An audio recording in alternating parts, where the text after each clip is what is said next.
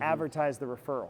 And do you think that $25 gift card is like should be a lot of people's if they don't have one yet? Do you think that's a good? Depends on how lucrative is that salesperson and how much are they willing to give away. Impact of the reward is better than what the reward is. You can really achieve a greater deal of business when your networking is getting the business for you instead of solely relying on company paying for marketing, door persons banging doors. There's so much good stuff you can do with gifting to referral partners and other folks that you want to kind of build relationships within your local market. Hey, John, you mentioned something kind of unique that roofers could be better at. Can you share with me what you were talking about? Sure. I think that there's always room for improvement. I think we're always growing skills. We're always learning. We have different buyers entering the market, different buyers exiting the market, age classes, things like that.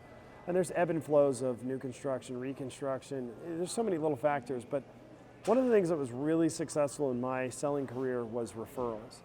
And it seems like everywhere I travel to coach and consult, I hear, oh, we've got a referral program. And when I listen to that program, I think it could be improved. I think it's lacking a few things. I think on the front end, it's lacking education. How do we get referrals? And what's the best way we get referrals? How many referrals we get? Just kind of educating a salesperson on the potential of referrals and what that could mean for their book of business. So that's one.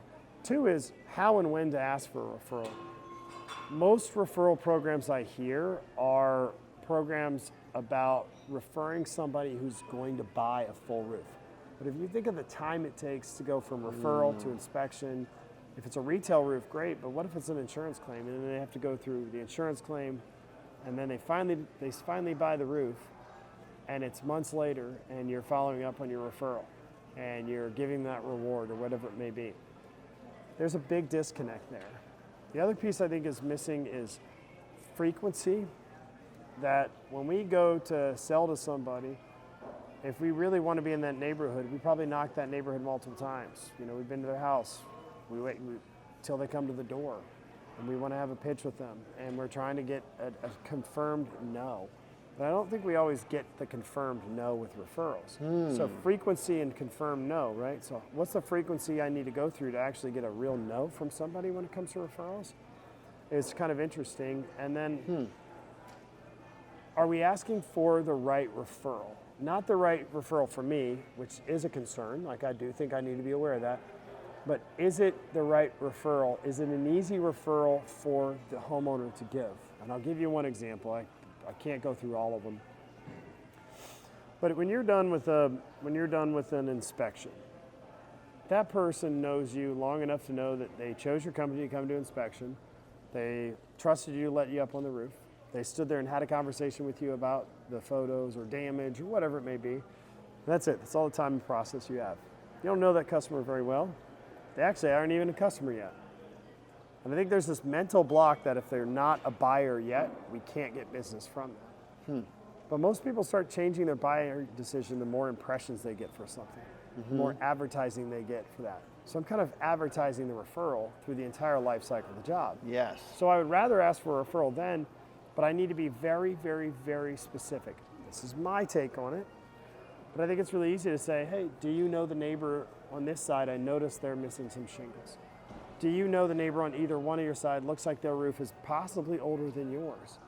And what I'm doing when I ask questions like that is I'm asking for somebody specific. I'm making it easy for them to give me what? A yes or a no. Yes. Instead of vague, open-ended questions seeking referrals with long time waits to be able to get the benefit of the reward of the referral, I'm getting them to a yes or no question. Yes, I know my neighbor. No, I don't know my neighbor. Okay, great. I just happen to notice they have some over shingles. I'm going to go over and talk to them, but I prime the pump for the first referral. I'm starting to advertise the referral. And maybe I can finish and be like, oh, that's unfortunate. I typically do a $25 gift card if you can pass a referral, and your neighbor is a pretty easy referral. Now I've done what? Now I made it easy to tell them yes or no, and then I got to know. But I've also told them about the program and that it pays right away, and I give you the money right away. I give you the gift card right away. And they may say something like, well, I mean, I know someone across the street, or I know someone further down the road. Now they realize they're getting that today and there's not a long wait time for that. But I asked a yes or no question. I didn't ask for, is there anyone in the neighborhood you know, or would you be willing to pass a referral? Or like, I want to be very specific because they don't trust me enough to reach deep in their pocket and pull out their closest friends, their family, their loved ones, right? That's not who I'm getting early, but I can start selling the idea of a referral early and then continue to ask deeper and deeper and deeper the more I get to know them throughout the life cycle of the job, rather than waiting till the end of the job and say, you know, Mrs. Smith, we work best on referrals and we want a Google review, and by the way, write the final check, and we just dumped a whole bunch of crap on them to finish it, and we're not going to get the thing that we need. We're also asking improperly or weak or open-ended in that setting as well. Whereas I can go from priming the referral in the front end to maybe at the end of the job, I know them so well that I know their favorite restaurant, or I know their favorite bottle of wine, right? Or I know where they work. And then I can spin those things into, are you still at the dentist's office right up on, Main Street? Yeah. How many people work at that dentist's office? Oh, there's about 12 of us in there, and there's just the one dentist. It's a pretty small operation. Nice. And you've been there how many years? 5 years. Wow. Quick question for you, because I just happen to have 2 more of those $25 gift cards. Do you think there's 2 people at work that you would be able to set up an appointment for? Or what if I gave you both of them? You kept one and give one to who you can refer to me. So now I get to be more specific, and I get to reach deeper into their friend circle, into their work circle, because I know them better. But I'm still making it easy for them to say yes or no. I love this. And I'm rewarding it right now. I love that. And do you think that $25 gift card is like should be a lot of people's if they don't have one yet? Do you think that's a good If I gave you all my secrets, I would have to kill you, and this video would self-destruct. I will. But I will die to give you a few references, I'll die for my audience. I've given away as small as $5 Starbucks gift cards and as much as 50. It depends on how lucrative is that salesperson and how much are they willing to give away. Yeah. And understanding what is But the this value. is from the salesperson, not from the company. Yeah, no.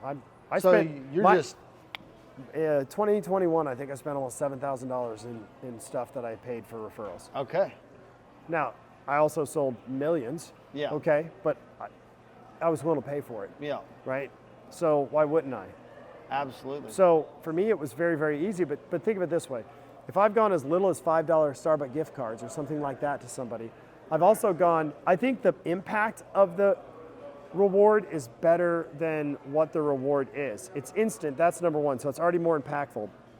But let's say at the end of the job, I know I finished a job. It was nearly a $100,000 job, and at the end of the job, I'd been in their house 3 separate times, and I noticed a specific bottle of wine that they had that I know I liked as well. So it was easy for me to retain that image in their house, and I bought that bottle of wine. It was about $52.99 plus 7% tax. And I went in, and I had that in a wine bottle bag gift, and I thanked them for it. And they're like, oh, wow, this is my favorite wine. I didn't know it was their favorite wine, but I knew they drank it because it was sitting open on their countertop. So that $50 bottle of wine they gave me the people across the street, which was even bigger than their project. So when I think of the money of the reward, it's not so much the money, it's the impact of it. Would I continue to give somebody $5 gift cards and I'm not getting anything back for it? No. I'm buying the appointment. Yeah. That's what I'm buying. You're not going to buy the appointment for $250. You're going to buy the appointment for something low. Yeah. And when you buy the appointment for something low like that, it makes a world of difference, and you get better results from that type of stuff. But I did it systematically throughout the entire life cycle of the job, and I have an entire process I do this, but I highly encourage roofing company owners to work with your salespersons to develop programs for them that also encourage them to maybe come up with some of their own programs. Yeah. Right? As an owner, I want to maybe give them their first couple gift cards to go out and do it with. Okay. Let them see the results of it. Or say, hey, if you give one away, we'll match it. Right? There's so many different things you can do, but I would encourage them to do that because you can really achieve a greater deal of business when your networking is getting the business for you instead of solely relying on company paying for marketing, door persons banging doors. There's a lot that happens in between there, between the social media, which you and I have talked about before, and referral networks.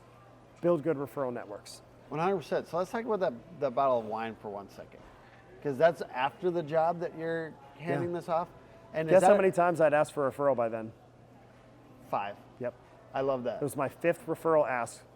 I appreciate that very, very much. And you're talking about specific, and you're giving them stuff quick. Yeah, so when I'm marketing the referral, we talked about Yeah. this.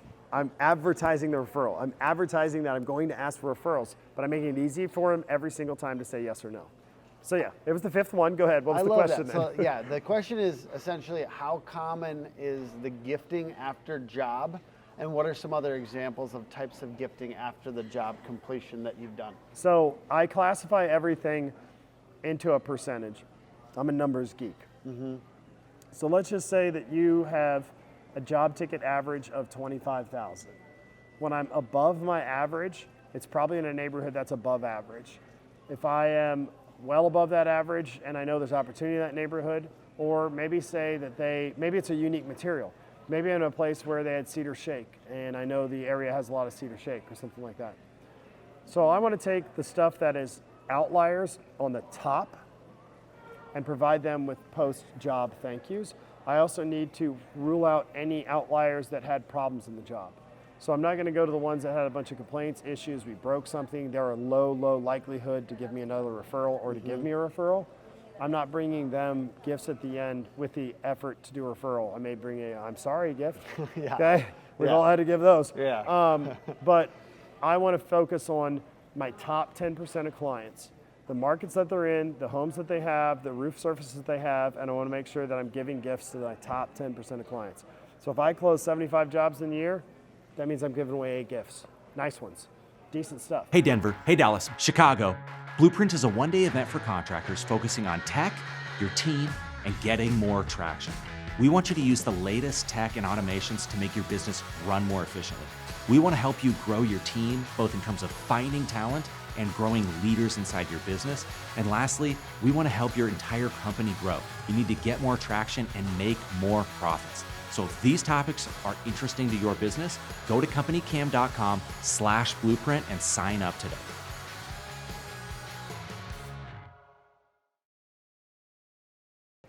And so that's like the bottle of wine. Anything else that you Sports games tickets. I Sports knew that games they tickets. were. I knew that they were a fan of the local football team that I didn't care about or like at all. Yeah. And the tickets were fairly cheap, and it was this simple. Sitting there, I priced the tickets in the driveway. Yeah. I knew exactly how much they cost, and I said, "I'd love to give you tickets to next week's game. Is that something you'd be available to go to?" "Well, yeah, we're in town." And I was like, "All right, let me get the logistics and I'll call you and I'll get those over to you." Right? But I already knew what they cost. I knew I was going to get them. I got back in the car, I bought them, right? I was like, "All right, here's the tickets," So And you're making it as immediate as possible after you're talking Yep, about it and all that. Exactly. Yep. I like to be able to hand them gifts. Like I had someone who's a whiskey collector, and that's something that I have a hobby of as well. And I brought them something out of my collection they never had before. They sent me, that year, they sent me 9 referrals total. So I gave them several different gifts. 9 referrals total, 6 of them qualified for a new roof. Amazing. And I mean, like, you gave me these Jordans. Yep. Boom. And I mean, like, wore some you different ones. didn't necessarily have a major reason to do so. No, What was that? I did hook you up with a whiskey. you did. So you knew something that was important to me, Yes.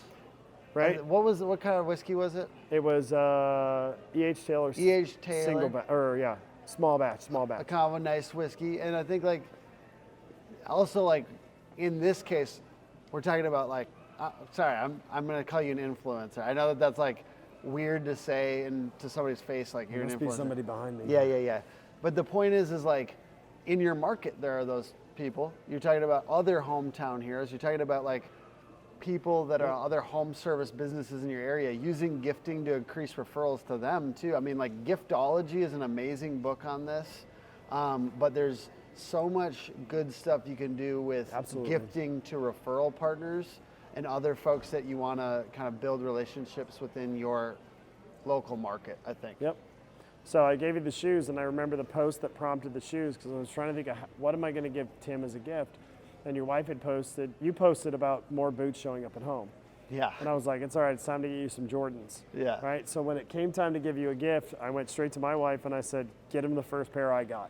And that's what she went and did, was got the first pair that I got. And she facilitated that. My wife's my biggest fan, biggest support. She facilitated that, took care of that, shipped that out to me. And you and I know that these run hot in the roofing industry, right? So these run hot. So now it was just another thing that beyond just a gift to me, it was like, now he's got those. And the first time you hosted me for a class, we both had on the same Jordans. You know, like, I like little gifts like that. You were keen enough to know that I liked whiskeys and bourbons. You had to do a little bit of research or ask or learn something about me before you gave me that gift.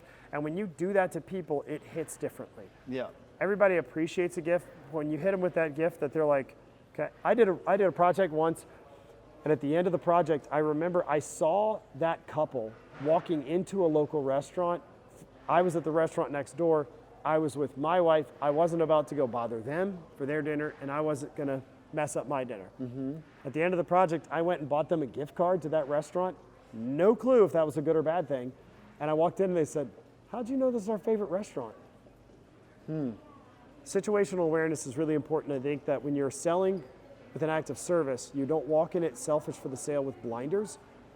And that's how I looked at referrals too. I know that this person can get me 1 or 2 more roofs.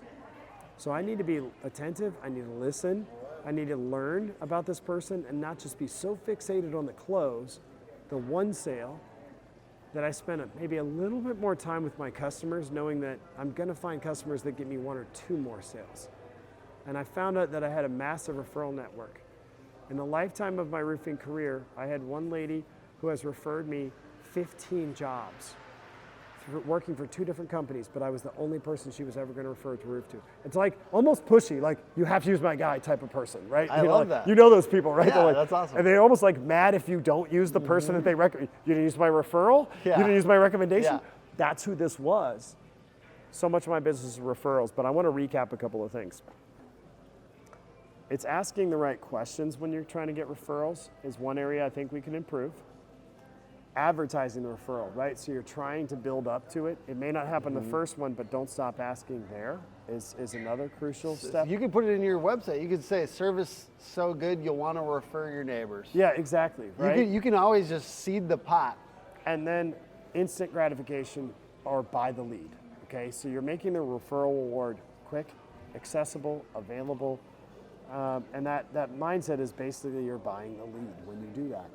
So I hope this gives you a little bit of insights on just how you could improve a referral process, because it was so crucial. In my final years of sales, I hadn't opened. I was driving hard the consulting firm, opening a shingle identification lab that I would have to fly back and forth to once a month in Texas. NTS, baby. Yeah, and that was, NTS has been a huge development. That's been fantastic. But I still sold, and I crushed it. Because I wasn't selling. Guess who was selling? You're a person referring. The person that already bought. Yeah. They're your biggest fan. Get them to sell for you. And I know people have got this data in their AccuLinks or wherever that they're looking at what is our close rate on different lead sources. And look at that referral close rate. And it will motivate you to follow through on some of this Track stuff. your referrals too. Yes. It's very powerful to track what source that's coming through. Hold your salespersons accountable, how they develop that lead, and have a category that can put that in there. Awesome. Well, thank you so much, John. John the Roof Pro all over social. Thank you for taking the time. Yeah, you can find me, John the Roof Pro, Facebook, Instagram, TikTok, YouTube, but if you really want to connect with me, do that through Facebook. Thanks, Tim. Awesome. Thank you so much. Peace.